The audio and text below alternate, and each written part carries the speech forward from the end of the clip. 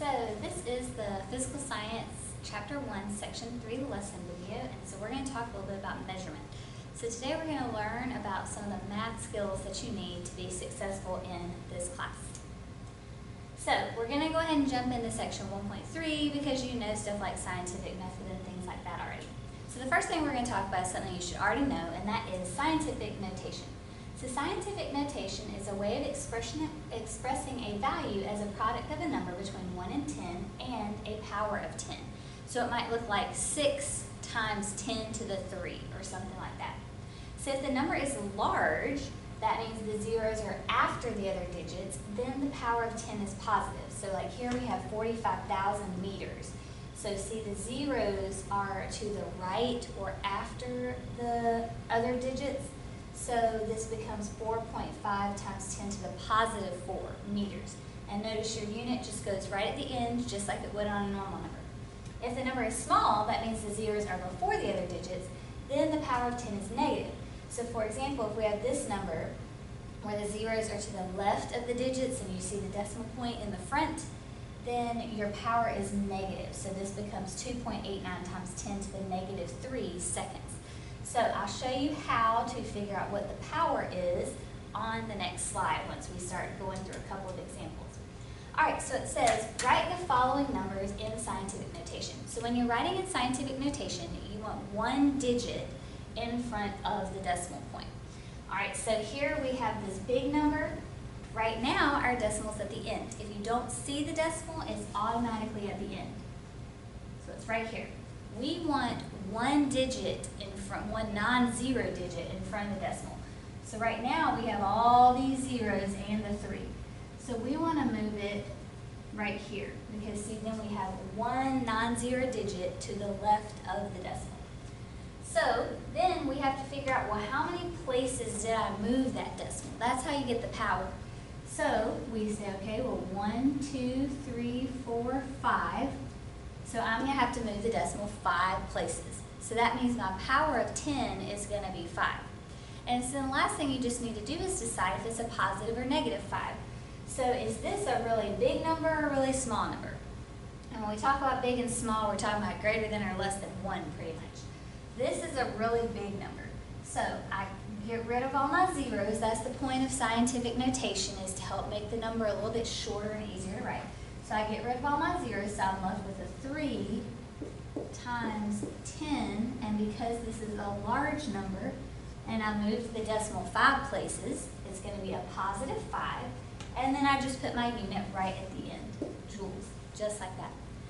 All right, so let's look at another example together. All right, here, I can see my decimal right here. This is a very small number, because if you look, it's less than 1. So I need one non-zero digit in front of the decimal. Well, right now I just have a 0 there, so that's not helpful. So I can move my decimal right here and see then I'll have the 1 in front. All right, so how many places do I have to move that decimal? Well, I just look, 1, 2, and so there's where my decimal needs to be. All right, so I pull my non-zero digits, so that's the 1.88. And then I do my power of 10. Well, this time it's going to be 1, 2. But the last thing I need to decide is it a positive 2 or a negative 2? Well, this was a really big number, greater than 1, so I have a positive exponent. This is a small number, less than 1. The decimal's in the front, so I have a negative exponent this time.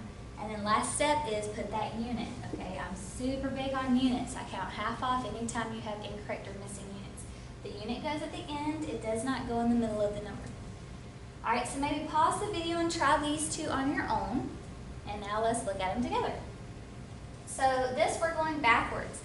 All right, so it says, write the following numbers in standard notation. That means we're trying to get back to this form. All right, so it says 6.7 times 10 to the negative 6 liters. So I'm just going to start with the 6.7. All right, it says 10 to the negative 6. That means I need to move my decimal 6 places, either to the left or to the right. That's what we have to figure out. So remember, a negative exponent means the number is small. So if I put zeros in front, does the number become small? Or if I put zeros in back, does the number become small? Well, if I add zeros to the back, the number is going to get bigger and bigger and bigger. So if I have a negative exponent, I want to put my zeros in the front. So I want to move my decimal to the left. How many places? 6 places. All right, so I just say, okay, 1, 2, 3, 4, 5, 6.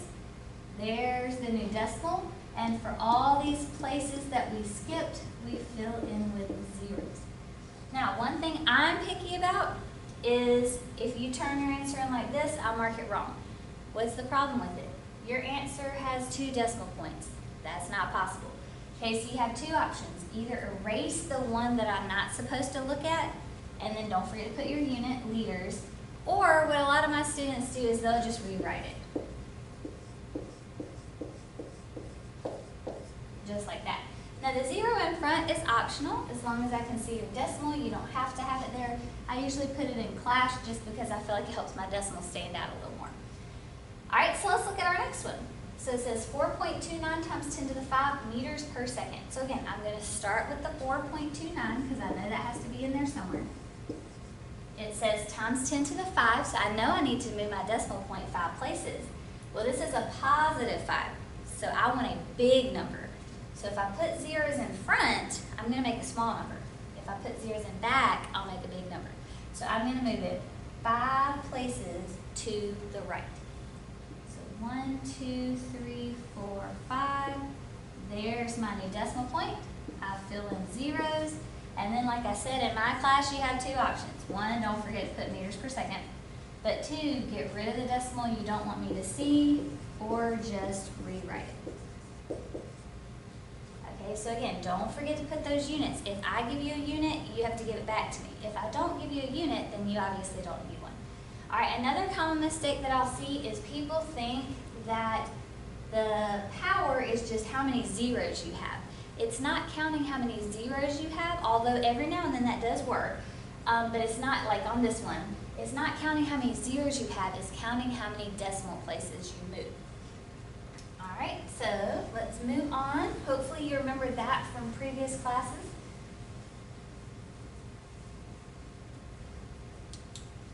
All right, so again, if you haven't paused and tried some on your own, maybe pause it, try these, and then we'll look at them together. All right, so the first one says, write it in scientific notation. So I have a 5, my decimal's in the front. I need to move it right after the 5. Remember, you want one non-zero digit in front or to the left of the decimal. All right, so I count over. How many times did I move it? 1, 2, 3, 4, 5, 6, 7 times. So my number becomes 5 times 10 to the 7. And then we just need to decide, is it positive or negative? Well, remember, a big number has a positive exponent. A small number, less than 1, has a negative exponent. The decimal is all the way up here. This number is super tiny. Okay, so it's going to be to the negative 7. And then, of course, we put our unit, centimeters. All right, so hopefully you got that one right. All right, let's look at the next one. Remember, if you don't see a decimal, it is at the end. And so we need one non-zero digit in front of it, so I want to put it right after the 4. You see, there's my one non-zero digit in front of it. So I count how many places did I move it? 1, 2, 3, 4, 5. So remember, I'm going to keep my digits. I'm going to get rid of my zeros. So 4.78 times 10 to the, I moved it 5 places. 1, 2, 3, 4, 5. And then remember, I have to decide, is it positive or negative? Well, remember, it's positive, it's a big number. Well, if my decimal's at the end, this is a pretty big number, 478,000. So I'm going to keep my exponent positive, and then last step is I'm going to put grams. All right, so hopefully you got both of those right. Hopefully this is something you already learned and you're wondering why we're having to go over it again. All right, so number 2, it says write the following in standard notation. So this is where we're trying to get the scientific back into what you would normally see. So it says 8.1 times 10 to the 3 grams per milliliter. So I start with my 8.1. 10 to the 3 means I'm going to move it 3 places. Do I go to the left or to the right? Well, it's a positive 3, so I want a big number. So if I put zeros in front, my number's going to get small. If I put zeros in back, it'll get larger. So I'm going to go 3 places this way. 1, 2, 3. There's my new decimal. I'm going to fill in my zeros. Then remember, you got 2 options. Get rid of the decimal you don't want me to see and put your unit, or just rewrite it. you don't have to put a decimal at the end of the number. I understand that's where it is. However, if you put it, it's fine. All right, so let's look at our bottom one. So hopefully you got that one right. So we have 2.8 times 10 to the negative 2. So I put my 2.8. This time I have a negative 2, which means I want a small number. So I'm going to put zeros in front. So how many places do I move it? Well, I move it 2 places. So 1, 2. There's my new decimal. I can either A, get rid of my old one and then put in, which is newtons, a unit we'll learn in Unit 1, or I can rewrite it. Alright, so again, hopefully this is not something that is new to you. Hopefully you've learned this before in either another science or math class. And hopefully you got most of those right that you tried on your own. Alright, so the next thing that we're going to talk about a little bit is SI units and how to change them between one another. So scientists use a set of measuring units called SI, or International System of Units. So for the length we use a meter, which is M. For mass we use kilogram, which is kg. It's not just grams, it's kilograms. And by the way, this case should be lowercase. Sorry about that. Typo on my part. Sometimes it just like capitalizes for me and I forget to go back and get rid of it. Temperature is in Kelvin, which is K, so it's not Celsius. Time is in seconds, which is S, not SEC. Amount of substance is mole, which is abbreviated MOL. Electric current is in amperes, which is abbreviated capital A, not AMP. And luminous intensity is candela, which is CD. In our class, we will use meters, kilograms, kelvins, seconds, and we'll go into amperes a little bit. We won't really use moles or candela in here. So a metric prefix indicates how many times a unit should be multiplied or divided by 10. So like when I just showed you the units, one of them had a prefix, kilogram, has kilo in the front of it. So there's an easy saying to help you remember the order of the prefixes that we'll use in this class and to help you convert. And that is King Henry died unexpectedly drinking chocolate milk. So the point that you want to remember are the letters in front. So K, H, D, U, D, C, M. So you gotta be careful because there are 2 D's. We'll talk about the difference in those. Alright, so if a unit conversion deals with metric prefixes, then you can just move the decimal to convert. So this is what the letters end up meaning. So king, K is kilo, H is hecto, D is deca, the first D. U is your base unit, so like meters, seconds, liters, things like that. Your next D is deci, C is centi, and M is milli. So I know you've heard of like centimeters, kilograms, milligrams before you come to this class. So that's what it means. So whenever we start a problem, you should just write your K, H, D, U, D, C, M, and then that way you can figure out what you're doing. So let's look at some together. So remember, King Henry died unexpectedly drinking chocolate milk. Alright, so it says we have 59.7 meters and we want to convert that to centimeters. Okay, so I'm just going to write my 59.7. So all you do is figure out where you're starting on your King Henry died sentence and then where you're ending. Okay, so I'm starting with meters. Does that have a prefix? No. Okay, a prefix would be like kilometers or hectometers or decimeters. So meters is just a base unit, so that means I am starting at U, my base unit. Remember, U is base unit, so U could be meters, liters, seconds, grams, anything like that. All right, we're trying to get to centimeters. Centi is a prefix, and it goes with C for our chocolate milk. So in other words, we're starting at our base unit meters. We're trying to go to centimeters. So we just count over 1, 2. So we went 2 to the right. That means you take where your decimal currently is and you move it 2 places to the right. That's all you have to do. So we take it and go 1, 2. There's my new decimal. Okay, so remember, I want you to either A, get rid of that one, don't forget to put your new unit, or rewrite it. Okay, and make sure you put the correct unit. See, we changed the units, not meters anymore, it's centimeters. Okay, so all we did was we found where we were starting, where we were going to, and we moved the decimal the same direction. Like if my arrows had been pointing this way, I would have moved my decimal to the left. All right, so let's look at the next one. So we have 1,890 kilograms, and we're trying to go to decigrams. All right, so here's my King Henry died unexpectedly drinking chocolate milk. All right, so where are we starting? We're starting at K, so we're starting right here on King. We are going to deci. So here's where the difference is in your two D's. This first D, it is actually a DA. Okay, so if I had this D, it would be DAG, decagrams. This D is just D. So that's slightly confusing about this. All right, so we're going to just D, decigrams. So I'm going to go to this one. All right, so like I said, the first D will always be designated as DA in the unit. All right, so then I just figure out, okay, well, what do I do? So 1, 2, 3, 4 places to the right. Well, where is the decimal right now? Well, right now it's at the end. Remember, if you can't see it, it's at the end. All right, so I'm going to move it 4 places to the right. 1, 2, 3, 4. There's my new decimal. I fill in my zeros, and I can either A, get rid of the first one and change it to decigrams, or B, you can rewrite it. Just like that.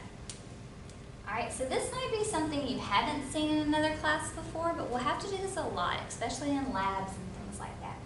Okay, so remember, just put yourself a little King Henry died letters and then just figure out how many places do you move it and which direction. Don't forget to put your unit at the end.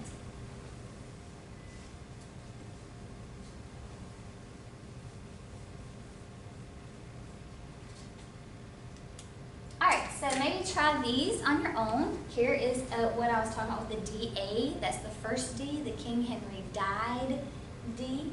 But try these on your own. Pause the video, and then you can check your answer. All right, so we'll go ahead. I'll assume you've already taken care of it. All right, so I'm going to go ahead and put my sentence. King Henry died unexpectedly drinking chocolate milk. So here we have 59,000. We are starting at milliliters. So milli is the milk. We are trying to get to liters. Liters does not have a prefix, so it is the base unit. A lot of people, for some reason, if I give you one without a prefix, you can't figure out where to go. Because you'll say, well, I don't see L up here. Well, L is not going to be up here. Just like seconds ain't going to be up here and grams ain't going to be up here. Remember, if it's a unit without a prefix, see how it's just a one letter? If it's a unit without a prefix, you go to base unit. U just means unit. All right, so we're starting at milli and we're going to base unit. That's important too, is make sure you remember where you're starting and where you're going, because you don't want to move the decimal this way. We're trying to go to the base unit. So I say, okay, well, I'm starting at milliliters. I'm going to my base unit. So I moved it 1, 2, 3 places to the left. So that's what I do with my decimal. Well, where is it? Remember, if you can't see it, it's at the end.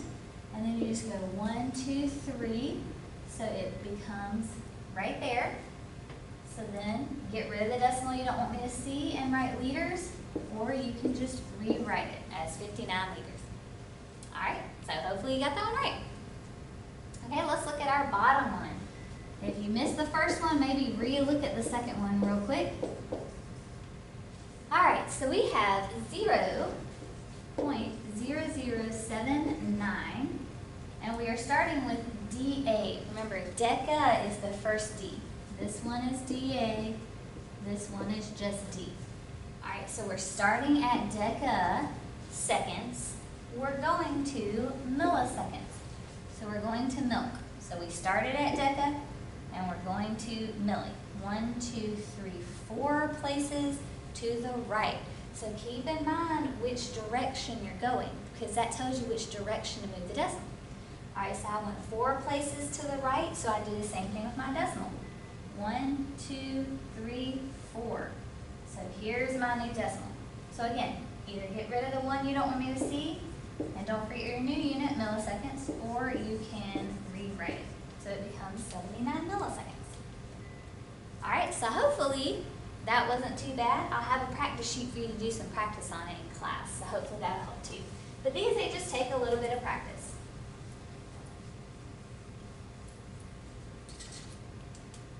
Alright, so I don't normally like teaching the King Henry died method of converting because it only works for converting metric units, which a lot of times we're not using metric units. So just in case you see something that does not have metric units, I'm going to teach you the way of converting that works all the time. Alright, so sometimes you will need to do a conversion that is not based on the metric system, base 10. For these conversions, you cannot move the decimal, so you cannot use King Henry die. There is what I like to call a golden rule that works for every conversion that you will ever see. The golden rule states that the unit that you start with in the numerator always goes in the denominator of the conversion factor. Alright, so I'm going to show you how to do this, and this way works all the time. So if you end up having me for chemistry, I only teach this way because it works for everything that's ever happened in the universe. Alright, so I'm going to show you some conversion factors, and I know you might not know some of them, and that's okay. This is just learning how to use them. Alright, so it says make the following conversions. 18.9 inches to centimeters. Now, inches to centimeters is not a King Henry died thing. Centimeters to millimeters is, or centimeters to meters is. So I tell you the conversion factor. 1 inch equals 2.54 centimeters. So this is how you set one up. And the first one might be a little confusing. It'll come together maybe on the second one, so just give it a minute. All right, you always start with what you're given. So I'm given 18.9 inches. And then what you're going to do is you're going to put a multiplication sign and a line, like a division line. Alright, so the golden rule says whatever unit you have in the numerator automatically goes in the denominator. So I have inches in the numerator. That means I have to have inches in the denominator. The reason is if you have something in the numerator and denominator, they cancel. And we don't want inches anymore. We want to get to centimeters. So we want inches to go away. So then you may think, okay, well, I mean, how many inches? What are we talking about here? Well, this is where you use your conversion factor. So it's 1 inch. So I put my 1 inch on bottom, and what does that equal is what goes on top. So 1 inch equals 2.54 centimeters. Alright, so I'm going to erase the arrow just so it's not so messy. So my inches cancel. Notice it's just the unit, it's not the number. My inches cancel. I'm left with centimeters, and that's what I want to get to. So then you may think, oh my gosh, what do I do to solve this thing? Well, any numbers on top, you multiply. Any numbers on bottom, you divide by. Now, of course, divide by 1 or multiply by 1 doesn't change anything. So in this case, I would do 18.9 times 2.54. And when I do that, I get about 48 centimeters.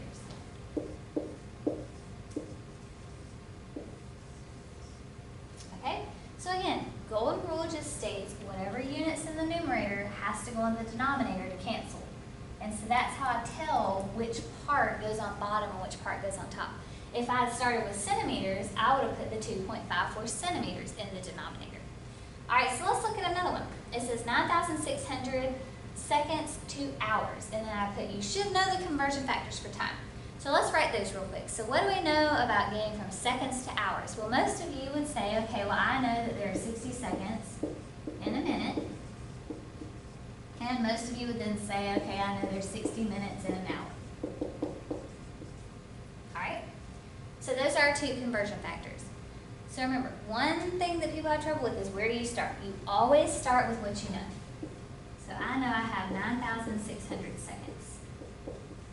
So remember, golden rule says whatever unit is on top must go on bottom. So that means seconds has to go on bottom. So how many seconds? Well, let's look at our conversion factors. Hours, minutes, seconds. So you pull that number down. So 60 seconds. And then whatever goes on top is what 60 seconds equals. So see, 60 seconds equals 1 minute. So my 1 minute goes on top. So then if you look, just like in the one above, my seconds, the unit only, not the numbers, is going to cancel, and I'm left with minutes. But is minutes what I'm asked for? No, I'm asked for hours. If that happens, that just means you keep going. Like, don't stop and try to solve, just keep going. Alright, so now, golden rule stays the same. Whatever unit is on top must go in the denominator to cancel. So I have minutes on top, so I put minutes on bottom. So then we got to figure out how many minutes. Well, here's the problem. We have 1 minute or we have 60 minutes. So what I like to do is if I'm using more than one conversion factor, once I've used one, see how we already used 1 minute equals 60 seconds? I like to cross it out to show I've already used that, I don't need to use it again. All right, so how many minutes? 60 minutes. And what does 60 minutes equal? It equals 1 hour. So see, then minutes cancels. I have hours, which is what I want, so I'm ready to stop the problem. So again, any numbers on top you multiply. So technically you would do 9,600 times 1 times 1, which obviously that just leaves it as 9,600. And then you divide by any numbers on bottom. So you would do 9,600 divided by 60, divided by 60. Don't multiply by the other 60, divide by both of them. And so for this one, I got 2.67 hours. All right, and so these take a lot of practice. The King Henry diet takes a little bit of practice. These take a little bit more, especially when you're unfamiliar with the conversion factors. But remember, it doesn't matter whether you know the conversion factor or not. You just follow the golden rule, and you can get the right answer every time. All right, so let's look at a couple more.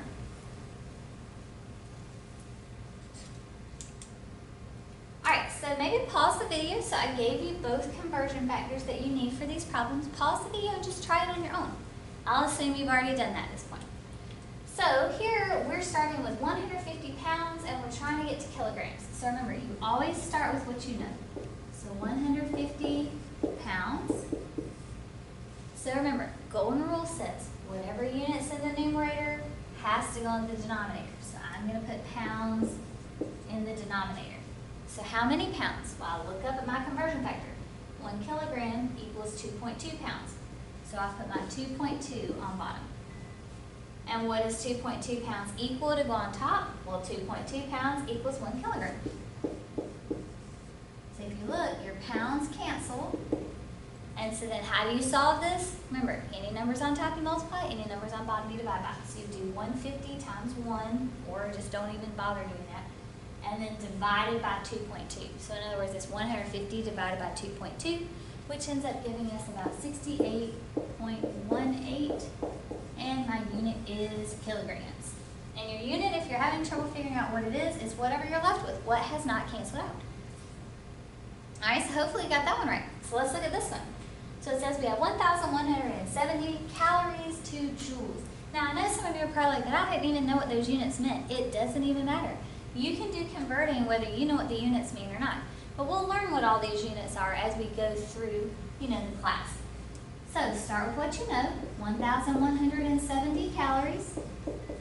So remember, golden rule says whatever unit's on top must go on bottom.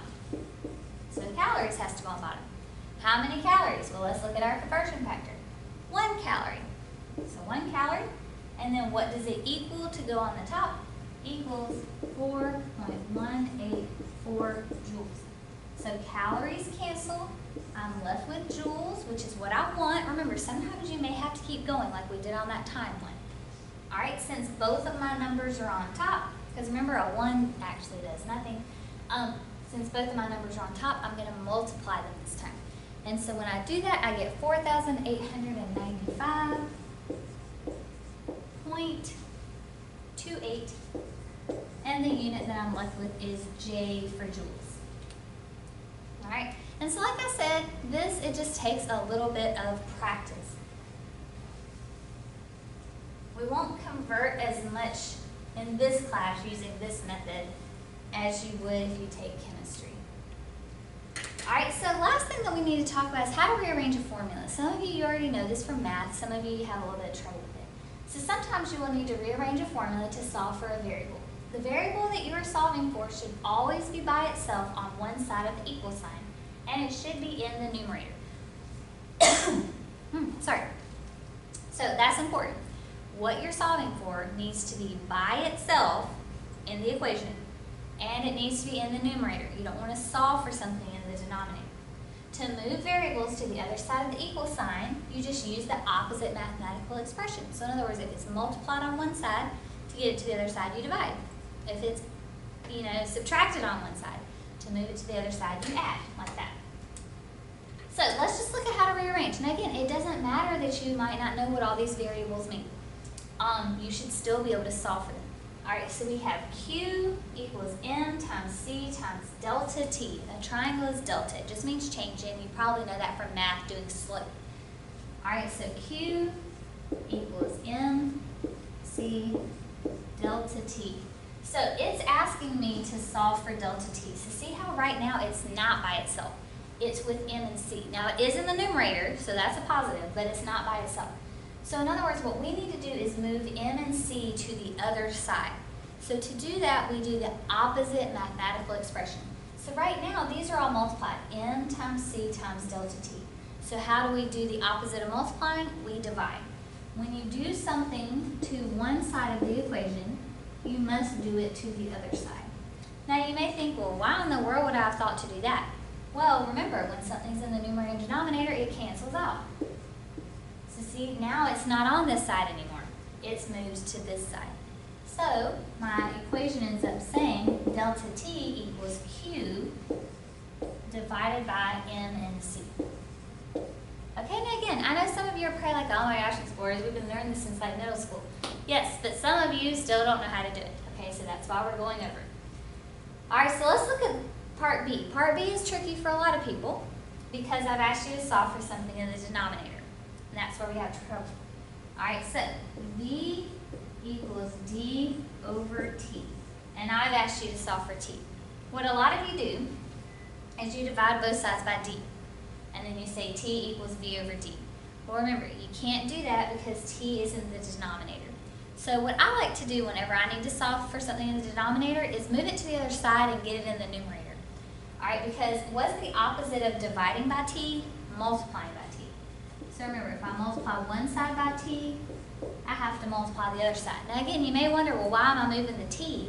Well, look where it is now. It's not in the denominator if I can get it on the other side. So see, it cancels out over here, and so then I'm left with T times V equals D. And remember, I'm trying to solve for T, but it's still not by itself. So right now, we're multiplying by V, so what's the opposite of that? Dividing. So remember, if I divide one side by V, I have to do it to the other side.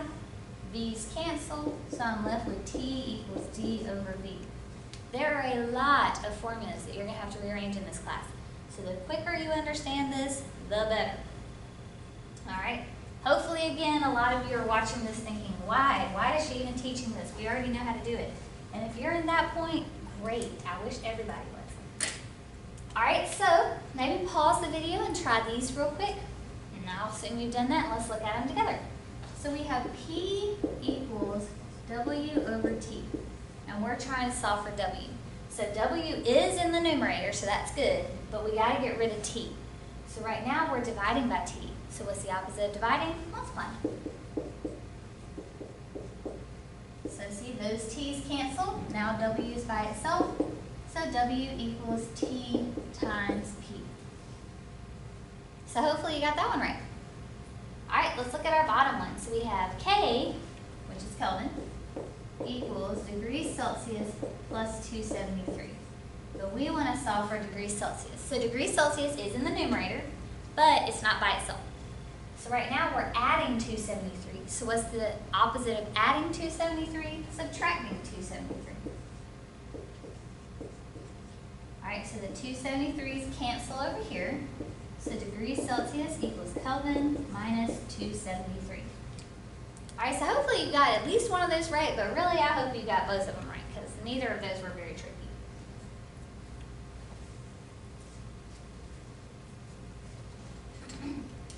All right, so our last one is a challenge problem. So I want you to pause it and try this on your own.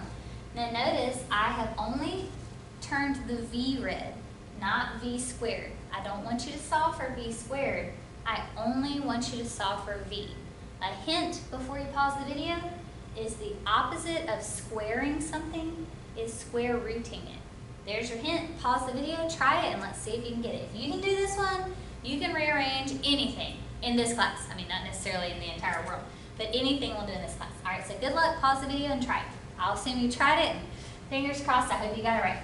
All right, so we have that KE equals 1/2 MV squared. We're trying to solve for V. All right, so it's in the numerator, but it's not by itself. So let's start getting it by itself. Well, right now, 1 divided by 2, 1/2 is 1 over 2. What's the opposite of dividing by 2? Multiplying by 2. Okay, I'm just going to move one thing at a time to make it less tricky. Alright, so I'm going to multiply both sides by 2. So see, the 2 and the 1/2 cancel. Alright, and I'm just going to kind of clean it up in between each step. So we have 2ke equals mv squared. I'm solving for v. Now we got to get rid of that m. Right now I'm multiplying by the m, so what's the opposite of multiplying? Dividing. So remember, if you divide one side by m, you have to do it to the other side. So that cancels out.